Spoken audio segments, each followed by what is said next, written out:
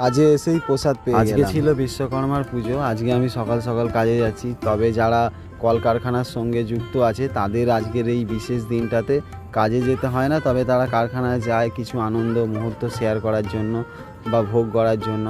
তো দেখো আজকে সকালবেলা এখন বেরিয়েছি 5:30 বাজে, আর 5:30টার সময় হাই রোডে এসে দেখছি প্রত্যেকটা দোকান খুলে গেছে, বিশেষ করে দশকর্মার দোকান এবং ওই বিশ্বকর্মা সরঞ্জাম বিক্রি হয় সেই সমস্ত দোকান। এদিকে তো আবার দেখছি ভোরবেলাতে আবার একটা প্রায় এখন 6টা বেজে গেছে, ভোরবেলাতেই মানে দোকানে ঘরে সব পুজোও স্টার্ট হয়ে গেছে। আর আমি যেই এলাকায় থাকি সেটা হচ্ছে হাওড়ার শিল্পাঞ্চল বলা যায়।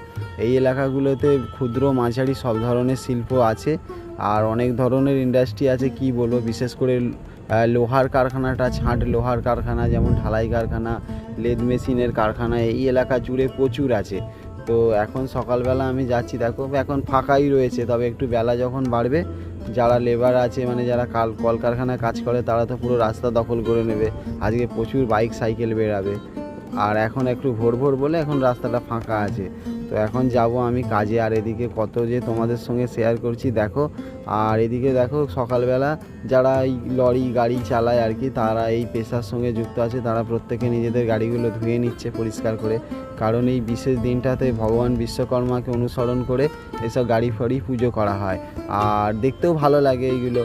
আজকে দেখো এদেরও শান্তি নেই, আজকে একটা বিশেষ দিন, এদেরও শান্তি নেই। যাই হোক আমি কাজের জায়গায় চলে এসেছি, যেখানে কাজ করছি। আজকে দেখো ফুলের দোকান বসেছে, আর সকাল থেকেই কত লোক কত ফুল নিয়ে যাচ্ছে, কলা গাছ নিয়ে যাচ্ছে, দেখতে এত ভালো লাগছে কি বলবো তোমাদেরকে।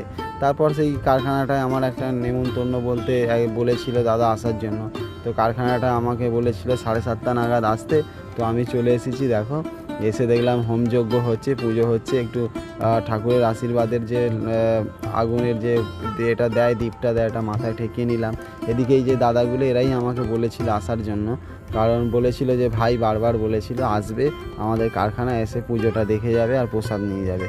যাই হোক আজকে যেহেতু আমার একাদশী ছিল, আমি প্রসাদ খাবো না, তাই দেখো একটা প্লাস্টিকে করে কলা আর পেয়ারা এইসব কিছু কিনে নিয়েছিলাম, খেয়ে নিলাম। এদিকে আবার আর একটা দাদা, এনার কাঠগোলা আছে, তো মানে কাঠগোলা বলতে কাঠের ফার্নিচার বানায়, তো আমাকে ডেকে প্রসাদ দিয়েছে।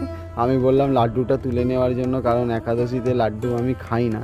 তো যাই হোক দাদা দিয়েছে প্রসাদটা নিয়ে চলে এলাম। চলে আসার পরে ফের এক জায়গায় রাজমিস্ত্রিরা দাদা ভাইরা ওরা ওখানে থাকে, ওনারাও আমাকে ডেকে নিয়ে এলো, বললো ভাই প্রসাদ নিয়ে যাও। তো আমি দেখো প্রসাদ জোর করে কারো কাছে নিতে চাই না, কিন্তু লোক আমাকে ডেকে ডেকে আনছে। এবার এইখানে ওরা একটা স্ট্যান্ড মতো বানিয়ে একটা পুজো করেছে একজনের দালানে, তো ফল দেখো ওরা পরিবেশন করছে সবাইকে। তো তার মধ্যে আমাকেও ডেকে এনেছিল যে ফল খাওয়ার জন্য। তারপর দেখো আমাকে